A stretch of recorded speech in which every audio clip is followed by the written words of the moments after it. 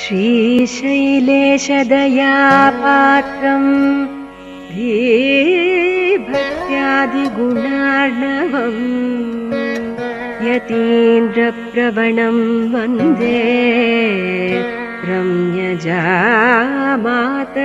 मुनिम्। शक्ति पञ्चमय विग्रहात्मने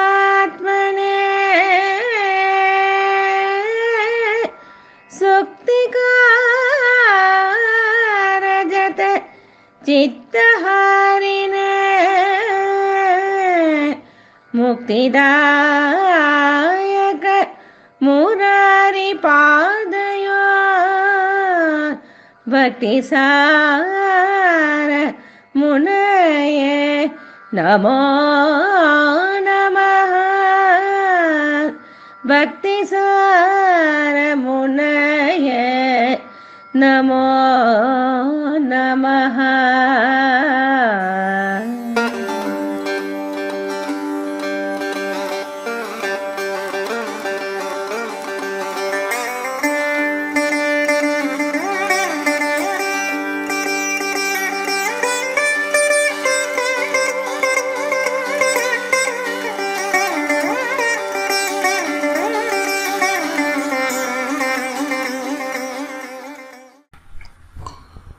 நாராயணன் படைத்தான் நான்முகனை, நான்முகனுக்கேரார் சிவன் பிறந்தான் என்னும் சொல். சீரார் மொழி செப்பி வாழலாம் நெஞ்சமே, மொய்பூ மழிசைப்பர நடியே வாழ்த்து.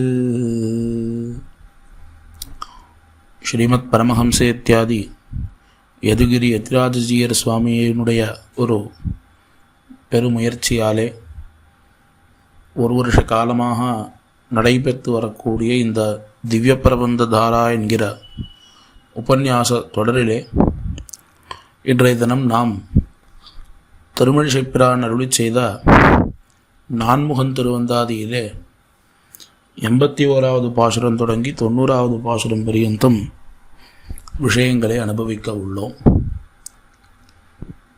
இதிலே 81வது பாசுரம் ஆழ்வார் எம்பெருமானை குறித்து தம்முடைய நிலைமையை தெரிவிக்கக்கூடிய பாசுரமாக அமைந்திருக்கிறது. என்ன நிலைமையை தெரிவிக்கிறார் என்னால், எம்பெருமானுடைய ஒரு சங்கல்ப விசேஷத்தாலே எம்பெருமானே ஆழ்வாருக்குள்ளே புகுந்து தன்னை அடைவதற்குண்டான மார்க்கத்தை காண்பித்து அவரை மனது சஞ்சலப்படுவதிலிருந்து நீக்கியிருக்கிறான் என்று தன் எம்பெருமானுக்கு ஒரு கிருத்தஜதையை தெரிவிக்கிறார் இந்த பாசுரத்தாலே. கதவு மனமென்னும் காணலாமென்னும் குதையும் வினையாவி தீர்ந்தேன், விதையாக நற்றமிழை வித்தியன் உள்ளத்தை நீ விளைத்தாய் கற்ற மொழியாகிக் கலந்து. கதவு மனம் என்னும் இந்த மனசுங்கிறது இருக்கே, இதுதான் நமக்கு பந்தத்தை அடைவதற்கும் மோட்சத்தை அடைவதற்கும் காரணமாக இருக்குது. பந்தம்னு சொன்னால் சம்சார பந்தம். சம்சார பந்தத்திலே நம்மை ஈடுபடுத்துவதற்கும் இந்த சம்சார பந்தத்தை விட்டு விலகும்படி செய்வதற்கும் இந்த மனசு தான் நமக்கு காரணமாக இருக்கிறது என்று விஷ்ணு புராண வசனம் தெரிவிக்கிறது. மனையேவகி மனுஷ்யானாம் காரணம் பந்த மோக்ஷயோகோ என்ன பிரசித்தமான ஸ்லோகம். அப்படிப்பட்ட இந்த மனசானது துவாரமாக ஒரு கதவு போலே இருக்கு. கதவு போலே இருக்குன்னு சொன்னால் அந்த கதவை மூடுவதா திறப்பதாங்கிற ஒரு சஞ்சலம் நமக்கு இருக்குது, ஒரு குழப்பமானது இருக்கத்தான் இருக்குது. இந்த சம்சாரத்தை விட்டு நாம் நீங்குவதா அல்லது இந்த சம்சாரத்திலேயே உழன்று கொண்டு இங்கேயே இருப்பதாங்கிற ஒரு குழப்பத்தோடே நான் கூடியிருந்தேன். ஆனால் நீ எனக்குள்ளே புகுந்து விதையாக நற்றமிழை வித்தி உன்னை அடைவதற்கு ஒரு விதையாக இந்த தமிழ் பாஷையை, சிறந்த தமிழ் மொழியை விதைத்து என் உள்ளத்தை நீ விளைத்தாய், என்னுடைய ஹிருதயத்தை நீ பயிர் விளையும்படி செய்தாய். அதாவது இந்த பிரபந்தமாக கூடிய இந்த பயிர் வளரும்படி நீ செய்திருக்கிறாய்.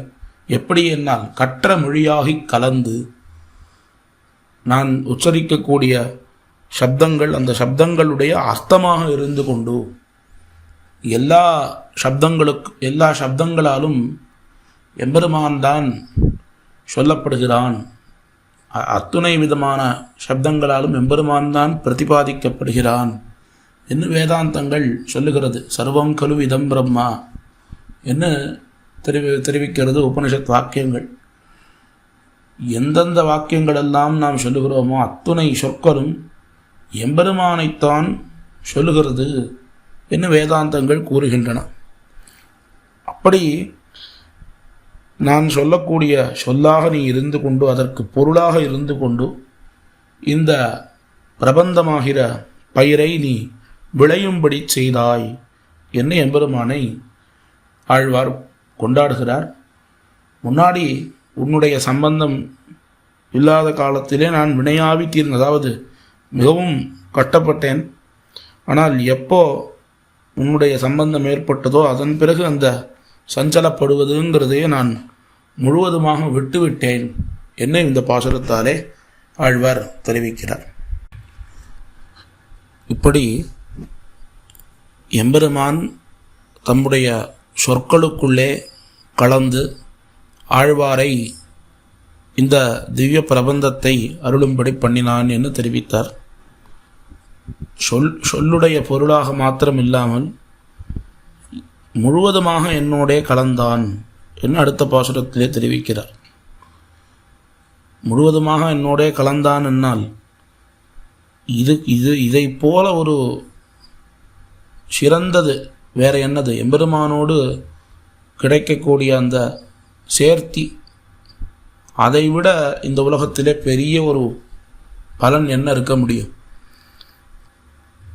எல்லா தேவர்களாலும் பூஜ்யனாக இருக்கக்கூடிய அந்த எம்பெருமான் அவன் என்னோடே வந்து கலந்தான். அவர்களெல்லாம் ஏதோ கஷ்டப்பட்டு மிகவும் அவர்கள் தங்களுடைய ஒரு தபஸினாலேயோ அல்லது யோகத்தினாலேயோ அவனை அடைய வேணும் என்று காத்து கொண்டிருக்கிறார்கள். அப்படிப்பட்ட அவர்கள் இருக்க என்னோடே வந்து இந்த எம்பெருமான் கலந்தான். இதற்கு ஒப்பான, இதற்கு சமமான ஒரு விஷயம் வேறு ஏதாவது இருக்க முடியுமா என்று அடுத்த பாசுரத்தாலே தெரிவிக்கிறார். களந்தான் என் உள்ளத்து காமவேள் தாதை நலந்தான மீதப்பதுண்டே அலர்ந்தவர்களிட்டேத்தும் ஈசனும் நான் முகனும் என்னிவர்கள் விட்டேத்த மாட்டாத வேந்து.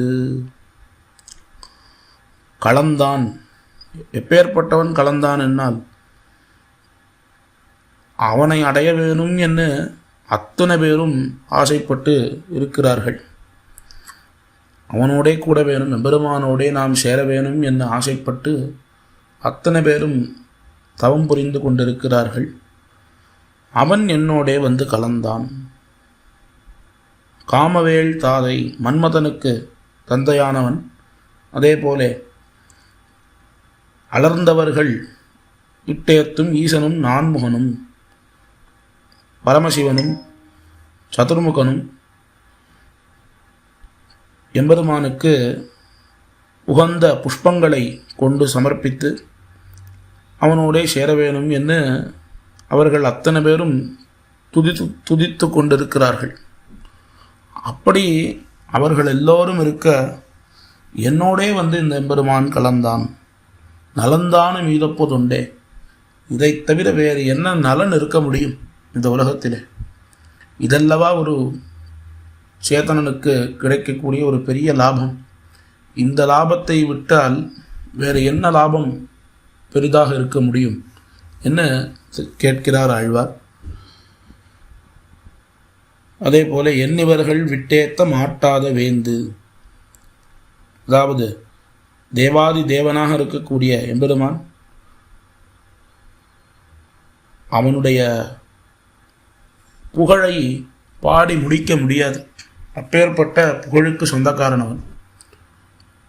ஒருவனுடைய புகழை நாம் உலகத்திலே பாடுகிறோம் என்னால் ஏதோ ஒரு கட்டத்திலே முடித்துத்தான் ஆக வேண்டும். தேவர்களுக்குமே கூட மற்ற தேவர்களுக்கும் அவர்களுடைய புகழுங்கிறது ஒரு எல்லை வரைக்கும் தான் இருக்கும். ஆனால் எம்பெருமானுடைய புகழ், அவனுடைய கல்யாண குணங்கள் என்பதற்கு எல்லையே கிடையாது.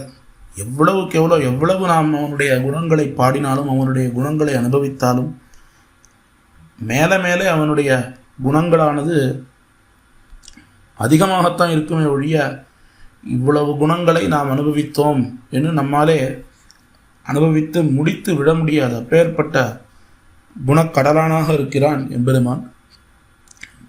அப்படி எல்லா தேவர்களும் அவனுடைய புகழ்களை பாடி அவனுக்கு உகந்த புஷ்பங்களை எல்லாம் சமர்ப்பித்து அவனுக்கு துதிபாடி கொண்டிருக்கக்கூடிய அவர்கள் இருக்க என்னோடே வந்து கலந்தான் எம்பெருமான்.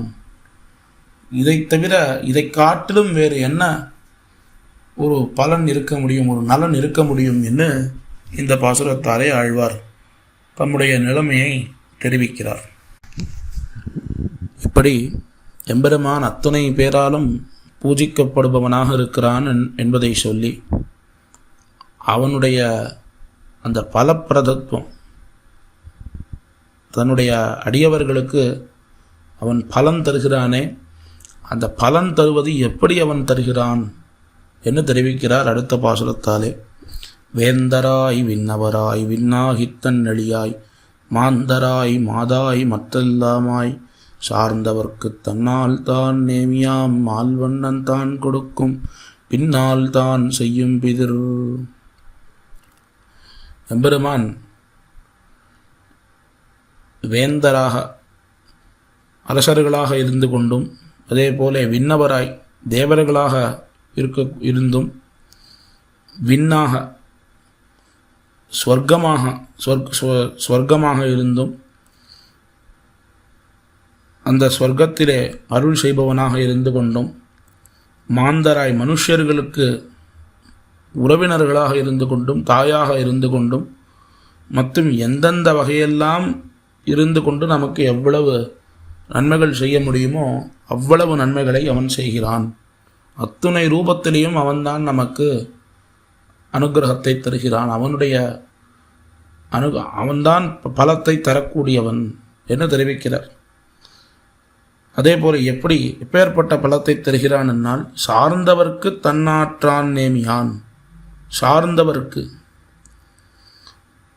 எந்த பலத்தை இவர்கள் பெற வேணும் என்று நினைக்கிறார்களோ அந்த பலத்தை அவர்கள் பெற வேணும் என்று நினைக்கக்கூடிய அந்த பலத்தை அவர்கள் செய்த கர்மத்துக்கு ஏற்றவாறு அவன் தருகிறான். இப்படி இந்த பலத்தை தந்தும் அவனுக்கு அது திருப்தியானது அமையவே இல்லையா. அத்தனை ரீதியிலே அத்தனை பேருக்கும் அவர்கள் ஆசைப்படக்கூடிய பலத்தை கொடுத்தும் அவனுக்கு இந்த திருப்தி ஏற்படலை. என்ன காரணம் என்னால், முக்கியமான பலன்களிலே ரொம்ப சிரேஷ்டமான பலப்பிராப்தி என்னால் மோக்ஷம். அந்த மோக்ஷத்தை யாரும் விரும்பவில்லை. ஆகையாலே அந்த மோக்ஷத்தையும் அவனே பின்னால் தான் செய்யும் பிதர். அவனே அத்தனை பேருக்கும் மோட்சத்தையும் தருகிறான். இவர்கள் ஏதோ ஐகிக ஆமுஷ்மிக பலன்களை ஆசைப்படுகிறார்கள். ஆனால் அந்த ஆசைப்படக்கூடிய பலன்களையும் அவன்தான் தருகிறான். நித்தியமான மோட்சம் என்கிற பலத்தையும் அவனே தான் தருகிறான் என்று சொல்லப்படுகிறது. ஸ்ரீராமாயணத்திலே ராமபிரான் ஜட்டாயுவுக்கு மோட்சத்தை தரக்கூடிய ஒரு சந்தர்ப்பம், அந்த கட்டத்தை பார்த்தால் தெரியும். எம்பெருமான் ஜட்டாயுவுக்கு எந்த பலத்தை தருவதுன்னு அவனுக்கு தெரியல, குழம்பி போயிட்டான். யாகதிரி யஜ்ஞசீலானாம் ஆஹிதாக்னேஷ்ட யாகதிஹி என்ன எந்த பலத்தை ஜட்டாயுவுக்கு தருகிறான் என்னால், யாக யஜ்யங்களை அனுஷ்டிக்கக்கூடியவர்களுக்கு என்ன பலமோ அதே போல அக்னிஹோத்ராதி கர்மாக்களை நித்திய கர்மாக்களை அனுஷ்டிப்பவர்களுக்கு என்ன பலமோ அதே போல அபராவர்த்தினாம் யாச்ச பூமி பிரதாயினாம், முக்தர்களாக இருக்கக்கூடியவர்களுக்கு என்ன பலனோ, பூமி தானம் செய்யக்கூடியவர்களுக்கு என்ன பலனோ, இந்த எல்லா பலத்துக்கும் பாசியற ஒரு பலனை நீர் பெறுவீராக என்று ஜட்டாயுவுக்கு எம்பெருமான் அந்த மோட்சத்தை தருகிறான். மயாத்தும் சமனுஜாத்தா கச்சலோகானுத்தமான் என்று ராமனுடைய வார்த்தையானது அமைந்திருக்கிறது. இந்த பலன்களெல்லாம் நான் தான் அத்தனை பேருக்கும் தருகிறேன், ஆனால் இதில் எந்த பலத்தை உமக்கு தருவதுன்னு தெரியல. ஆகையாலே அவன் அப்படி குழம்பி போயிருக்கான். ஜட்டாயு அவனுக்கு எம்பெருமானுக்கு செய்ததான அந்த சகாயத்துக்கு அவருக்கு தகுந்த ஒரு பலத்தை தரணும், எந்த பலனை தருவதுன்னு அப்படி அவன் குழம்பி போய் இந்த பலன்களை எல்லாவற்றையும் காட்டிலும் நித்தியமான மோட்சம் என்கிறதான பலத்தை தந்தான் என்று காட்டப்பட்டிருக்கிறது. அதே விஷயத்தை தான் ஆழ்வாரும் தெரிவிக்கிறார். எந்த பலத்தை நாம் ஆசைப்படுகிறோமோ, அது ஐகிகமான பலனோ ஆமுஷ்மிகமான பலனோ, அந்த பலன்களையும் எம்பெருமான் தான் தருகிறான். நித்தியமான மோட்ச பலனையும் தன்னுடைய பிராப்தியையும் அவனேதான் நமக்கு தர முடியுமே ஒழிய நம்முடைய பிரயத்தனத்தாலே அதை பெற முடியாது. அவன்தான் பலப்பிரதனாக இருக்கிறான் என்று இந்த பாசுரத்திலே ஆழ்வார் அனுபவிக்கிறார். அடுத்த பாசுரத்திலே முதல்ல இவர் தன்னுடைய மனதானது பல வகைப்பட்டிருக்கும், அதாவது எம்பெருமானை அடைவதற்கும் இந்த மனம்தான் காரணம், அதே போல இந்த சம்சாரத்திலே மூழ்குவதற்கும் இந்த மனம்தான் காரணம் என்று தெரிவித்தார். அப்பேற்பட்ட இந்த மனதை அவர் கட்டுப்படுத்தி ஒருமைப்படுத்தி எம்பெருமானிடத்திலே தான் என்னுடைய மனமானது இருக்கிறது என்கிற ஒரு விஷயத்தை பாசுரத்தாலே திருடீகரிக்கிறார். பிதிருமணமிலேன் பிஞகன் தன்னோடு எதிருவன் அவனெனக்கு நேரான் அதிரும் கடற்காலவன் மன்னனையே கண்ணனையே நாளும் தொடக்காதல் பூண்டேன் தொழில். பிதிருமணமிலேன், அதாவது பிதத்தக்கூடிய ஒரு மனசு, எம்பெருமானை அடைவதா அல்லது விஷயாந்தரங்களிலே ஈடுபடுவதா என்கிறதான ஒரு மனதில்லை எனக்கு. எம்பெருமானை அடைய முடியும், அடைய வேணும், அவன்தான் நமக்கு உபாசியன் என்கிற விஷயத்தை உணர்ந்த ஒரு திருட மனதோடு தான் இருக்கிறேன் என்று தெரிவிக்கிறார். இந்த விஷயத்திலே இவருக்கு சமமாக இருக்கிறான் என்று ருத்ரனை தன்னோடு சேர்த்து கொள்கிறார். பிஞகன் தன்னோடு எதிர்வன் அவன் எனக்கு நேரான், அதாவது இந்த ருத்ரன் ஞானத்திலே எனக்கு சமமானவன் என்று கூறுகிறார். ருத்ரனுடைய ஞானத்தை பற்றி சொல்லியிருக்கு. ஈஸ்வராத் ஞானம் அன்விஷ்டேத் அப்படின்னு சொல்லியிருக்கு. ஞானம் அன்விச்சேத் அப்படின்னு புராணங்களில் சொல்லப்பட்டிருக்கிறது. அந்த சிவன் அவ்வளவு ஞானியாக பிறருக்கும் அறிவளிக்கக்கூடியவனாக இருக்கிறான். இதே குணம் எனக்கும் இருக்கிறது என்ன தனக்கும் ருத்ரனுக்கும் ஒரு ஒற்றுமையை சொல்லி அடுத்த க்ஷணத்திலே அவன் எனக்கு நேரான் என்று தெரிவிக்கிறார். என்ன காரணம் என்னால், சத்துவம் தலையெடுக்கக்கூடிய காலத்திலே அவன் எம்பெருமான் தான் எல்லாத்துக்கும் ஜெகத்துக்கு காரணம் என்று அவன் ஒத்துக்கொள்கிறான். ஆனால் தமசோ ரஜசோ அவனுக்கு வந்ததுன்னு சொன்னால் அவனுடைய பேச்சு கொஞ்சம் வேற மாதிரி இருக்கு. ஆகையாலே அந்த விஷயத்திலே அவன் மாறிவிடுகிறான். ஆகையாலே அவன் எனக்கு நேரான் என்று தெரிவிக்கிறார். ஈஸ்வரன் பரமசிவன் எம்பெருமானை பரதேவத்தைன்னு சொன்னதுக்கு பிரமாணம் இருக்கான்னு கேட்டால் அதற்கு பல பிரமாணங்கள் காட்ட முடிகிறது. புராணங்களிலே இருக்கிறது, உபனிஷத்துக்களிலே கூட இருக்கிறது. இப்படி பல பிரமாணங்களிலே பரமசிவன் எம்பெருமானைத்தான் பரதேவதை என்று ஒற்றுக்கொண்டிருக்கக்கூடிய வசனங்கள் காட்ட முடிகிறது.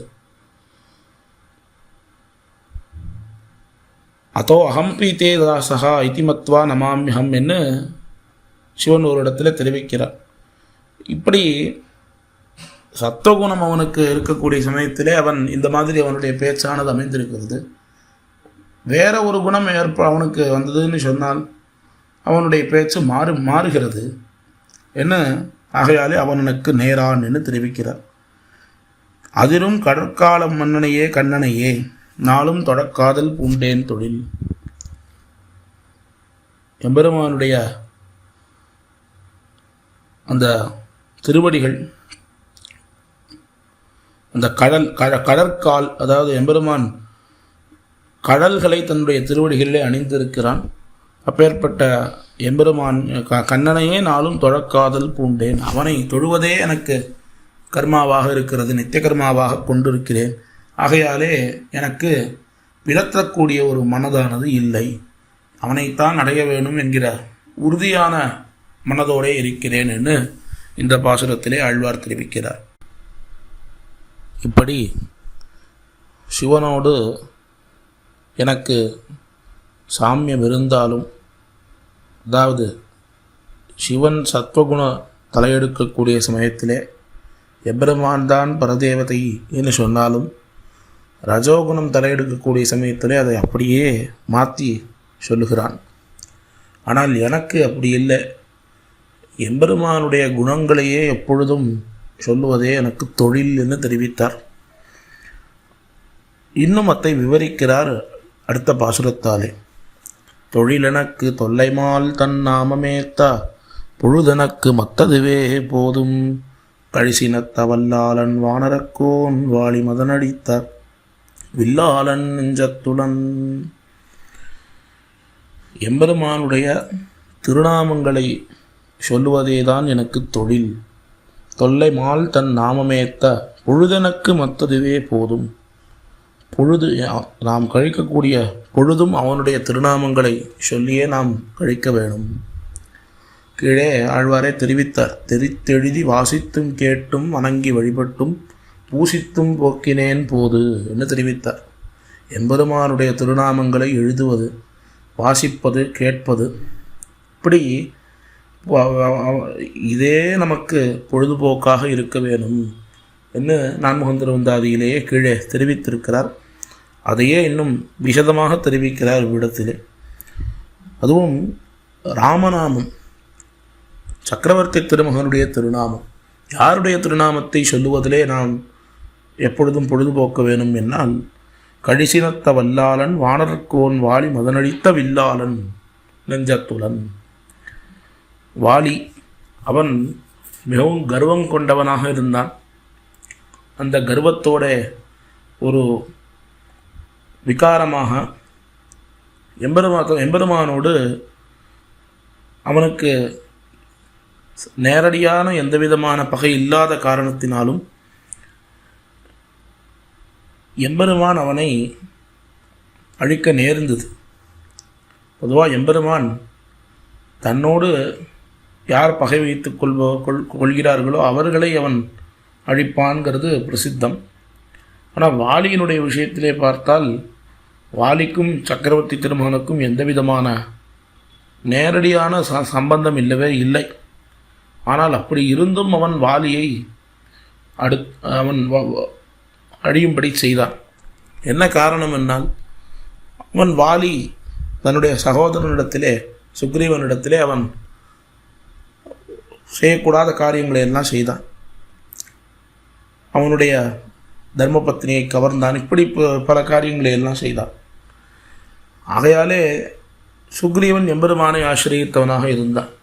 ஆகையாலே தன் அடியார்களுக்கு துயர் ஏற்படக்கூடிய சமயத்திலே எம்பெருமான் அதே துயரை தன்னுடைய துயராக கருதி சுக்ரீவனுக்காக அவன் வாலியோடு யுத்தம் பண்ணினான். யுத்தம் பண்ணி அவனுடைய மிடுக்கினை மாய்த்தான் எம்பெருமான். அப்பேற்பட்ட அந்த வில்லாளன் நெஞ்சத்துடன், அவன் என்னுடைய நெஞ்சிலே இருக்கான். அவனுடைய திருநாமங்களை சொல்லுவதுதான் என்னுடைய தொழில். அவனுடைய திருநாமங்களை அவனுடைய திருநாமங்களை நினைப்பது தான், அதிலே தான் என்னுடைய பொழுதுபோக்கும் அமைந்திருக்கிறது என்று இந்த பாசுரத்திலே ஆழ்வார் தெரிவிக்கிறார். எம்பெருமானுடைய அந்த திருநாமங்கள் அந்த திருநாமத்தை சொல்லுவதிலே நமக்கு பொழுதுபோக்காக இருக்க வேணும் என்று தெரிவித்து தன்னுடைய நெஞ்சை பார்த்து மனதை பார்த்து ஆழ்வார் அடுத்த வார்த்தையை தெரிவிக்கிறார். உளன் கண்டாய் நன்னஞ்சே உத்தமனன் முளன் கண்டாய் உள்ளுவார் உள்ளத்துடன் கண்டாய் தன்னொப்பான் தானாய் உளன்கான் தமியேற்கு என்னொப்பார் கீசனிமை.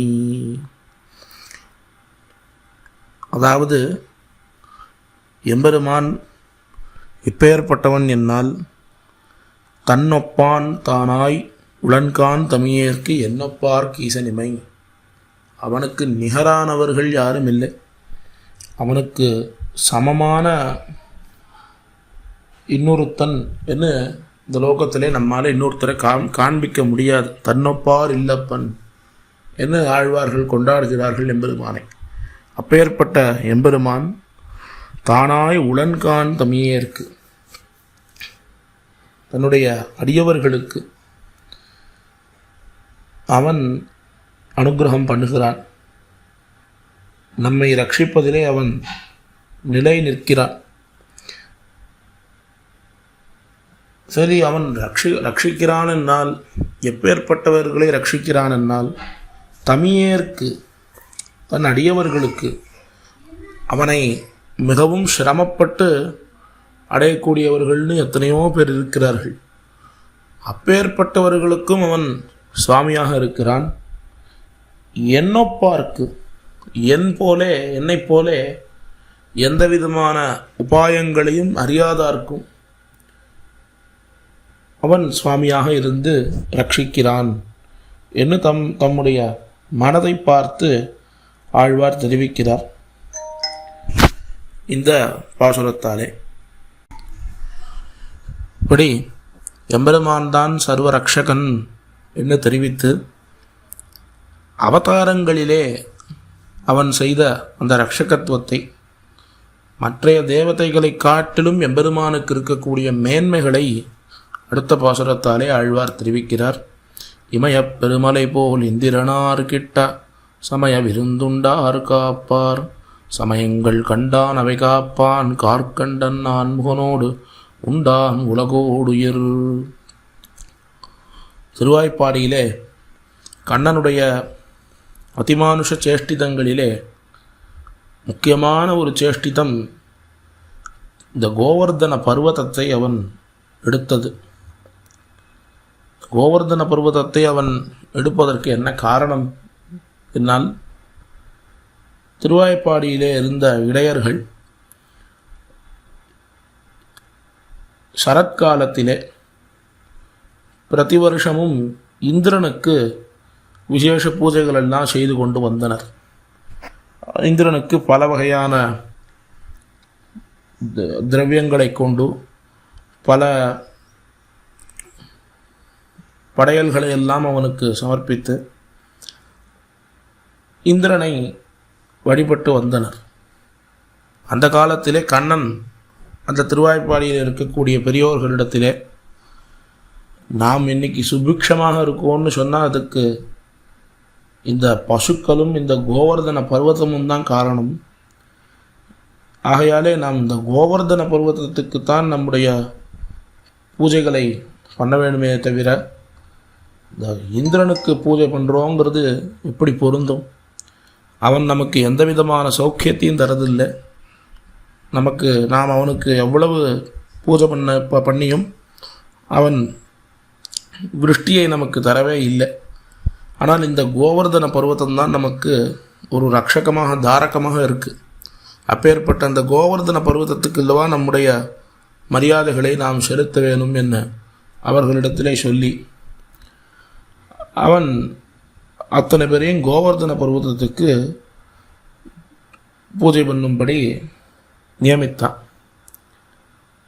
அந்த கோவர்தன பர்வதத்தை அத்தனை பேரும் வணங்கி வழிபட்டு வந்த சமயத்திலே இந்திரன் கோபப்பட்டு அவனுடைய அந்த ரஜோகுணம் மிடுக்கெடுத்து, யார் இது நம்முடைய ஒரு பக்தர்களாக இருந்தார்கள் இவர்கள் இத்தனை காலமும், இப்போ திடீர்னு நம்மை பூஜிக்காமல் இந்த ஒரு மலையை பூஜிக்கிறார்களே, இவர்களை நாம் என்ன பண்ணுறோம் பாருன்னு அவன் மிகவும் கடினமான ஒரு விருஷ்டியை பொழிந்தான், கல்மாரி பொழிந்தான். இந்த கல்மாரியிலிருந்து அத்துணை பேரையும் எம்பெருமான் இந்த கோவர்தன பர்வதத்தை தூக்கி காப்பாற்றினான். இந்திரனுடைய மிடுக்கை எம்பெருமான் குறைத்தான். இந்திரன்கிற அந்த பதவியில் இருக்கக்கூடிய அவனுக்கே அந்த மிடுக்குன்னு சொன்னால் எம்பெருமானுடைய அந்த ஜகத்காரணத்துங்கிறது எப்பேற்பட்டது. இப்படி இந்த சரித்திரமானது கிருஷ்ணாவதாரத்தில் ரொம்ப பிரசித்தம்.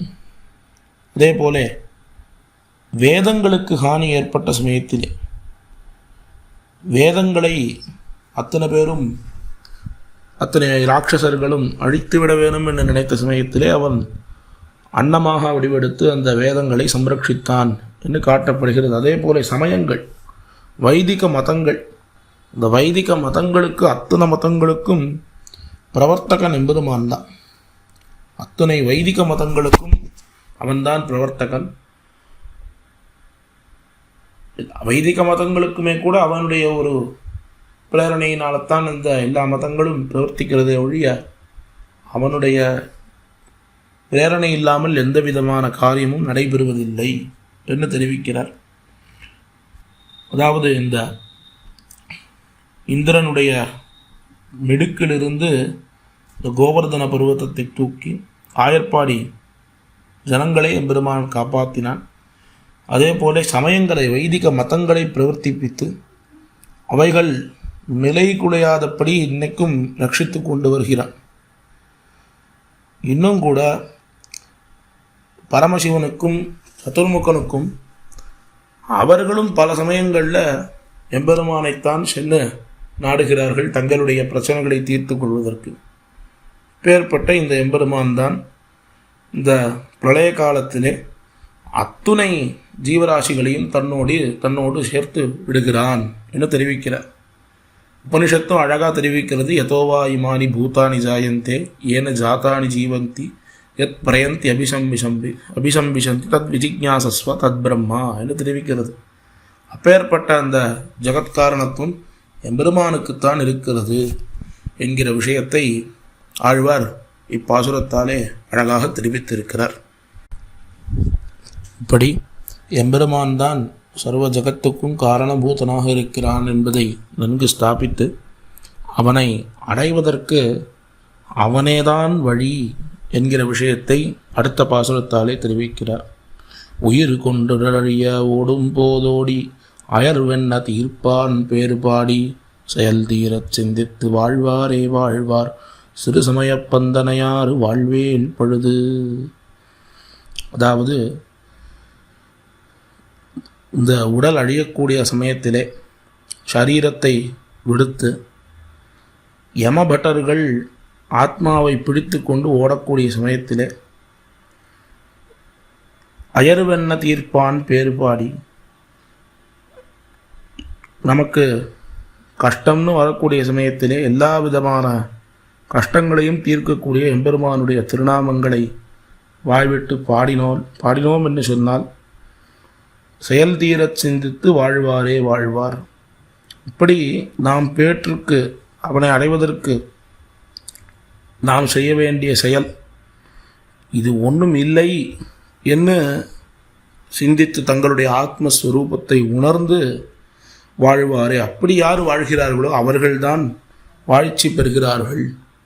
மற்றவர்கள் என்ன பெறுகிறார்கள் என்னால் சிறு சமயம் பந்தனையார் ஏதோ ஐகிகமான பலன்களை கொஞ்ச காலம் கிடைக்கக்கூடிய ஒரு சுகத்தை பெரிய சுகம் என்று நினைத்து அதற்கு ரொம்ப கஷ்டப்பட்டு பிரயத்தனப்பட்டு அதிலே பிரவൃத்தி பண்ணி உபாயங்களை பற்றி யார் வாழ்கிறார்களோ அவர்கள் இருக்கக்கூடிய வாழ்ச்சிங்கிறது எம்பெருமானை அடைவதற்கு உபாயமாக ஆகாது. சாதாரணமாக சொல்லணும்னா எம்பெருமானை பெறுவதுங்கிறது அவனுடைய அனுகிரகம் இல்லாமல், அதாவது அவன் யாரை பெற வேணும் என்று நினைக்கிறானோ அப்பொழுதுதான் அவனை பெற முடியும் அவர்களாலே. ஆனால் அதற்காக நாம் பண்ணக்கூடிய பிரவൃத்திங்கிறத பண்ணாமலும் இருக்கக்கூடாது. ஆனால் அந்த பிரவൃத்தி பண்ணியும் இதனால்தான் நமக்கு பலன் கிடைத்ததுங்கிறதையும் நினைக்கக்கூடாது. கொஞ்சம் குழப்பமாக இருக்கும் இந்த விஷயம். நாம் ஒரு விஷயத்தை எம்பெருமானை அடைவதற்கு முயற்சி பண்ணுகிறோம். ஆனால் நாம் பண்ணக்கூடிய முயற்சியாலே நாம் அடைகிறோமா என்று கேட்டால் இல்லை. அவன் பார்த்து எப்போ நம்மை சேர்த்துக்கொள்கிறானோ அப்பொழுதுதான் சேர்த்துக்கொள்கிறான். ஆனாலும் நாம் நம்முடைய பிரவೃத்தியை விடக்கூடாது. அது நம்முடைய அதிகாரி நிஷ்டைங்கிறதுனாலே நாமத்தை பற்ற வேணும், பண்ண வேணும் என்ன தெரிவிக்கிறார்கள் ஆழ்வார்கள். இது நமக்கு சொல்லுவதுங்கிறது சுலபமாக இருக்கும். ஆனால் அதில் அனுஷ்டானத்தில் வருமானு சொன்னால் கொஞ்சம் கஷ்டம்தான். ஏதோ ஒரு சின்ன காரியத்தை செய்தாலே நமக்கு நம்முடைய பெருமை அதை சொல்லாமல் இருக்க முடியாது. நாம் பண்ணதால தான் இது கிடச்சதுன்னு நாம் விதத்தி கொண்டு இருப்போம். இப்போ எம்பெருமானை அடைவதுங்கிறது எப்பேற்பட்ட காரியம். அந்த காரியத்தை அடைவதுங்கிறது நம்முடைய பிரயத்தனத்தாலே நாம் பட்டு அடைந்தோம் என்கிற எண்ணம் நமக்கு வராமல் இருக்குமா? அவசியம் வந்துதான் தீரும். ஆனால் அந்த எண்ணமானது நமக்கு வரக்கூடாது என்கிற விஷயத்திலே ஆழ்வார்கள் பலவாறாக நமக்கு உபதேசம் பண்ணுகிறார்கள். இந்த உபதேசங்கள் எல்லாம் ஏன் பண்ணுகிறார்கள் என்னால் நம்முடைய அனுஷ்டானத்திலேயும் நாமத்தை கொண்டு வர வேணும். சித்தஞ்சிறுகாலே வந்து உன்னை சேவித்து ஆண்டாள் தெரிவித்தார். பெரிய தப்பு பண்ணினோம். என்ன தப்பு பண்ணோம்னு சொன்னால், சித்தம் சிறுகாலே வந்தோம், அது பெரிய தப்பு. உன்னை சேவித்தோம், அதுவும் தப்பு. எம்பெருமானை சேவிப்பதுங்கிறது தப்பான்னா, அவனல்லவா வந்து இந்த ஜீவாத்மாவை பார்த்து சேர்த்து கொள்ள வேணும். இப்போ அவன் சேர்க்கக்கூடிய அவனுடைய வேலையை நாம் பண்ண விடாமல் பண்ணிட்டோமோ இல்லையோ, அப்போது அது தப்பு தான். ஆனால் தப்பு பண்ணாலும் நம்முடைய ஒரு தர்மம் அது, ஸ்வதர்மம் அது. அதை நாம் பண்ணாமல் இருக்கக்கூடாது. எம்பெருமானுக்கு நாம் பண்ணக்கூடிய பிரயாசத்தை அவனை அடைவதற்கு என்னெல்லாம் வழி இருக்கோ அந்த வழியை நாம் அனுஷ்டிக்கணும். ஆனால் இதனால்தான் நமக்கு பலன் கிடைக்கிறதுங்கிற எண்ணம் இல்லாமல் அனுஷ்டிக்கணும் என்று வலியுறுத்துகிறார் ஆழ்வார் இந்த பாசுரத்தாலே. இப்படி எம்பெருமானை பற்ற வேணும் என்கிற எண்ணம் நமக்கு வந்தாலும் நம்முடைய பத்துதலால் தான் அவனை அடைகிறோம் என்கிற எண்ணம் வரக்கூடாதுன்னு தெரிவித்து பரம ரகசியமான ஒரு அர்த்தத்தை அடுத்த பாசுரத்தாலே தெரிவிக்கிறார். பழுதாகாதன் நொழிந்தேன் பார்க்கடலான் பாதம் வழுவா வகை நினைந்து வைகள் தொழுவாரை கண்டிரைஞ்சு வாழ்வார் கலந்த வினைகெடுத்து விண்டிருந்து வீத்திருப்பார் மிக்கு. இந்த சிறந்த உபாயத்தை தெரிந்து கொண்டேன்னு தெரிவிக்கிறார். பழுதாகாதன் நொழிந்தேன், என்னறிந்தேன், என்னத்தை அறிந்தார்னால் பார்க்கடலான் பாதம் வழுவாவகை நினைந்து வைகள் தொழுவாரை கண்டிரைஞ்சு வாழ்வார் கலந்த வினைகெடுத்து விந்திருந்து மேய்த்திருப்பார். எம்பெருமானுடைய திருவடிகளை அனுசந்தித்து அந்த திருவடிகளுக்கு எப்பொழுதும் அந்த திருவடிகளிலே உண்ணி இருக்கக்கூடிய அடியவர்கள் அவர்கள் எங்கே இருக்கிறார்களோ அவர்களுடைய சம்பந்தம் நமக்கு கிடைத்தாலே ஒழிய அதை காட்டிலும் பெரிய பேர் இல்லை என்று தெரிவிக்கிறார். எம்பெருமானுக்கும் தன்னை ஆசிரியித்திருப்பவர்களை காட்டிலும் தன்னை ஆசிரியித்தவர்களை ஆசிரியிப்பவர்களிடத்திலே தான் நாட்டம் அதிகம். இது நமக்கு ஸ்ரீராமாயணாதி இதிகாசங்களாலே தெரிய வருகிறது. ஸ்ரீராமாயணத்திலே ராமபிரானுக்கு பிடித்த ஒருத்தர்னு யாருன்னு பார்த்தால் இது சத்ருக்ன ஆழ்வான் தான். சத்ருக்ன ஆழ்வானிடத்திலே எம்பெருமானுக்கு அவ்வளவு ஒரு அபிமானம். என்ன காரணம்னு சொன்னால் அவன் பரதனுக்கு சேவகனாக இருக்கான். பரதன்தான் எல்லான்னு அவன் இருக்கான். இதுதான் எம்பெருமானுக்கு மிகவும் பிடித்ததுன்னு காணப்படுகிறது. அழகான ஒரு ஸ்லோகம். சித்திர்பவதி வானேதி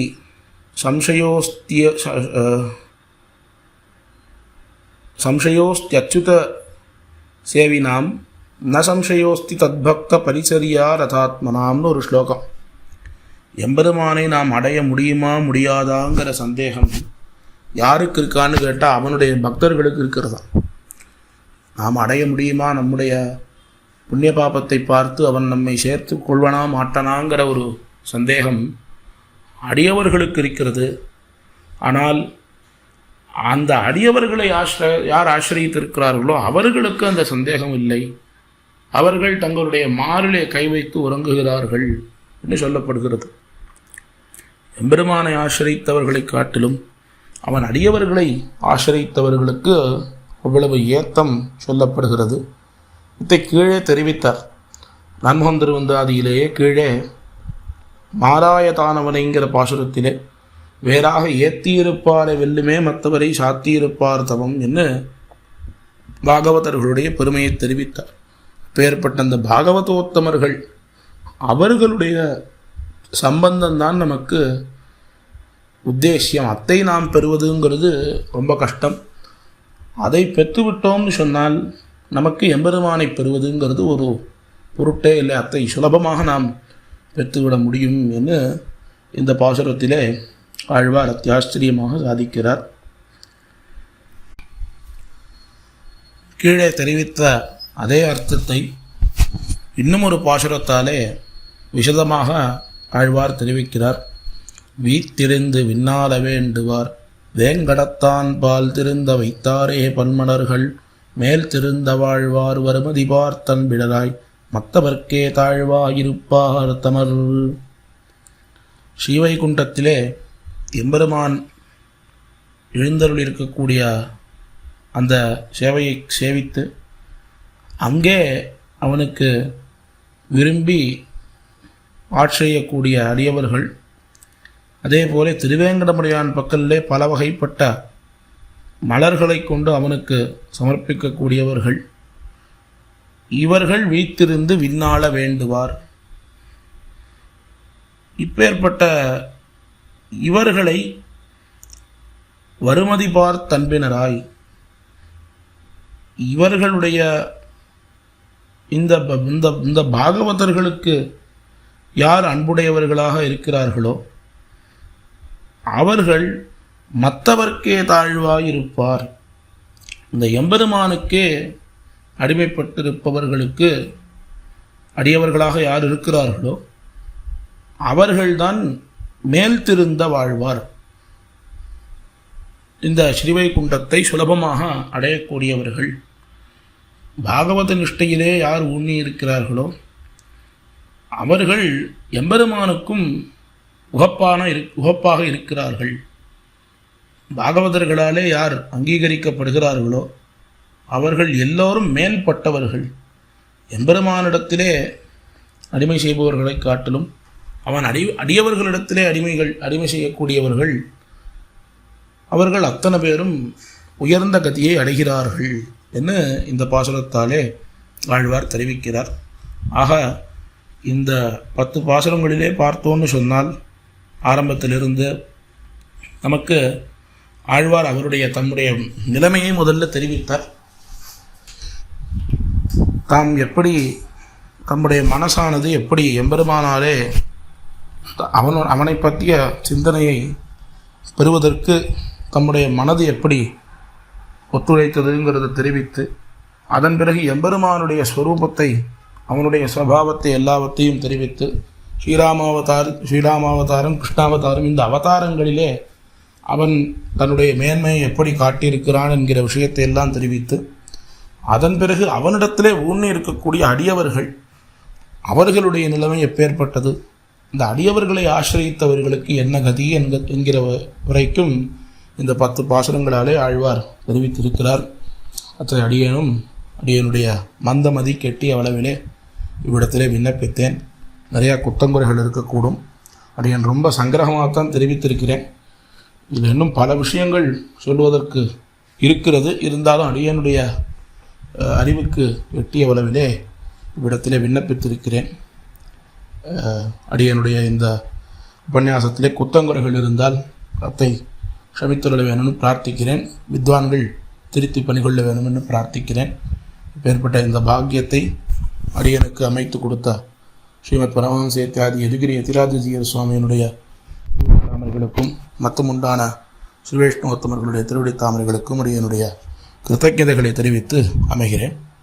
ஸ்ரீமதே ரம்யஜாமா திருமுனீந்திராய மகாத்மனே ஸ்ரீரங்கவாசினே பூயாத் நித்யஸ்ரீ நித்யமங்களம். பற்பமெனத்திகள் பைங்கழலும் தன் பல்லவமே விரலும் பற்பமென திகழ் பைங்கழலும் தன் பல்லவமே விரலும் பாவனமாகிய பைந்துவராடை பதிந்த மருங்கழகோ பாவனமாகிய பைந்துவராடை பதிந்த மருங்கழகும் முப்புரி நூலோடு முன்கையில் ஏந்திய முக்கோல் தன்னழகும் எப்பொழுதும் யதிராசன் வடிவழகு என் இதய துள்ளதால் இல்லை எனக்கெதிர் இல்லை எனக்கெதிர் இல்லை எனக்கெதிரே இல்லை எனக்கெதிர் இல்லை எனக்கெதிர் இல்லை எனக்கெதிரே இல்லை எனக்கெதிரே இல்லை எனக்கெதிரே இல்லை எனக்கெதிரே.